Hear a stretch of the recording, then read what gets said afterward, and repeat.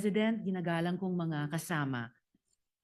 With due respect sa mga may akda at taga-suporta ng resolusyong ito, nakatayo po ako dito para ipaliwanag yung aking boto ng no.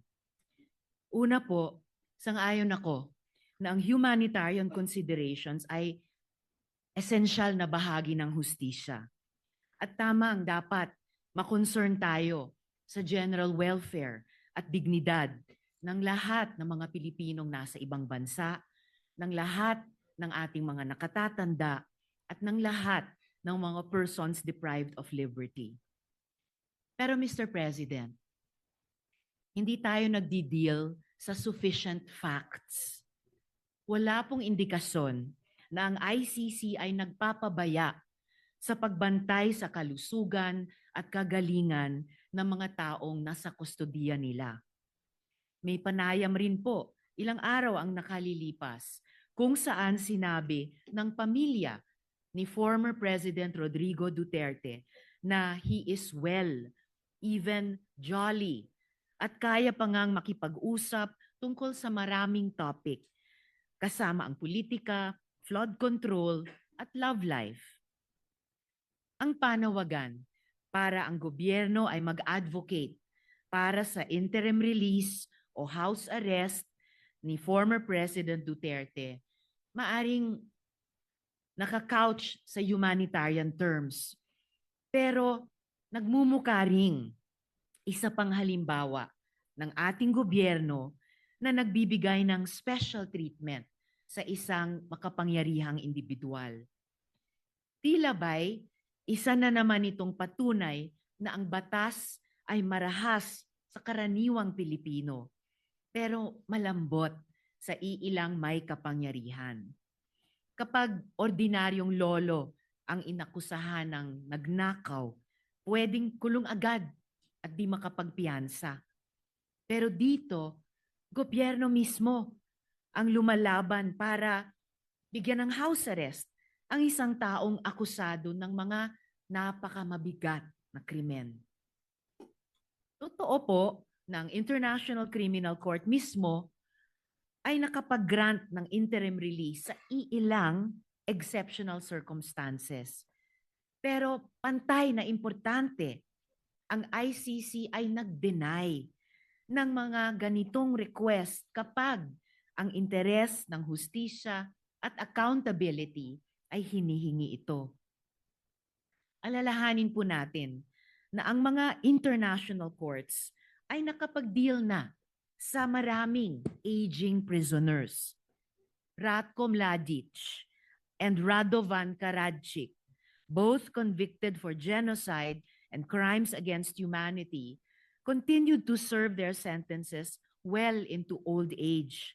And in fact, just this year, Mr. Mladic asked to be released on humanitarian grounds, claiming that he only had a few months to live. The court still denied him, ruling that his medical condition did not meet the threshold of an acute terminal illness that would justify release. Their continued detention was not seen as inhumane because their crimes were too grave, too devastating to entire communities. Totoo naman, si dating Presidente Duterte ay hindi convicted. He stands accused pa lamang. Pero kahit sa kaso ng mga accused persons, nagpakita ang ICC ng pag-iingat.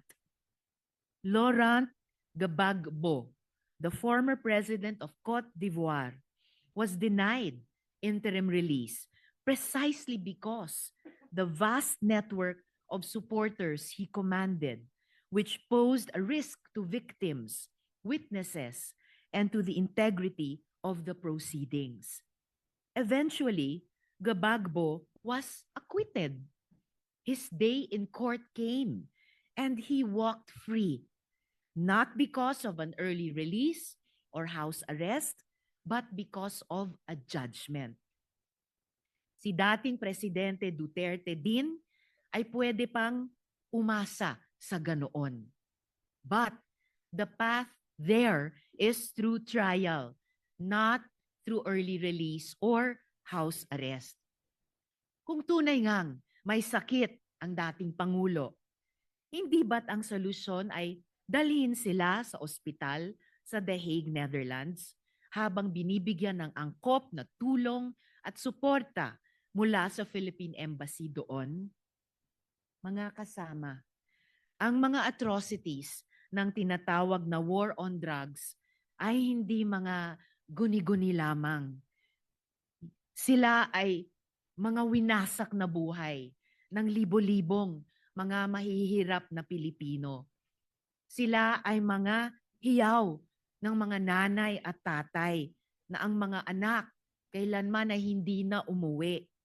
Sila ay mga walang markang libingan at yung kultura ng impunity na hanggang ngayon nagmumulto sa ating lipunan. Hanggang sa araw na ito, yang mga pamilya ng mga biktima ay nagdedemand pa rin ng hustisya, katotohanan at accountability, habang patuloy din silang natatakot para sa kanilang mga buhay. Samantalang dito po tayo, nagsusulong ng humanitarian considerations para sa individual na mismong akusado ng mga krimen laban sa kanila at laban sa humanity. Noong 2016, sinabi ni Presidente Duterte na wala siyang pakialam sa human rights.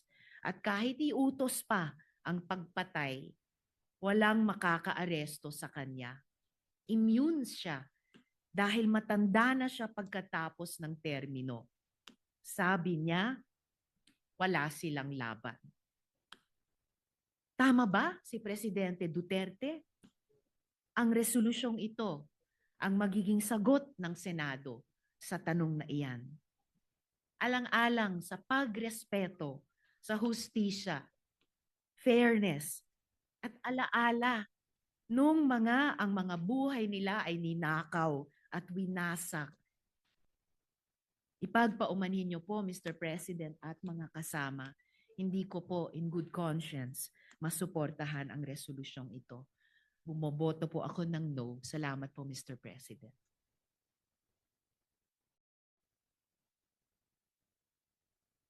Ako po ay bumuboto ng no. Pinakinggan ko ang mga sponsorship speeches ng ating mga kasamahan. Tama naman. May basehan para sa humanitarian consideration dahil may edad na. Hinihingi ng isang paraan para ma-house arrest.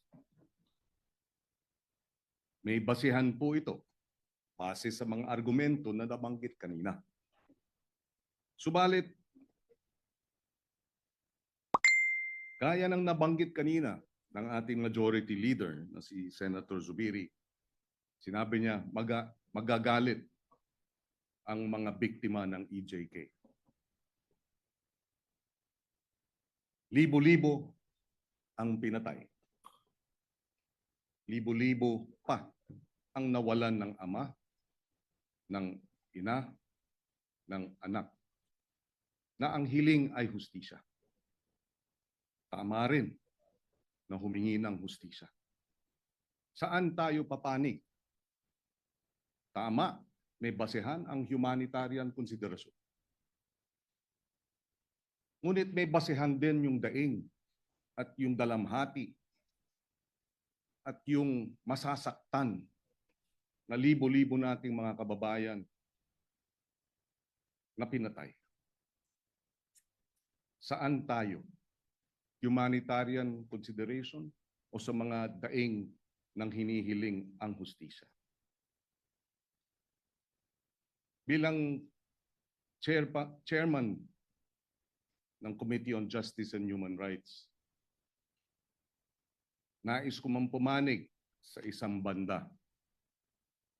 Tungkulin kong pumanig sa mga daing ng naghahanap ng hustisya. I vote no.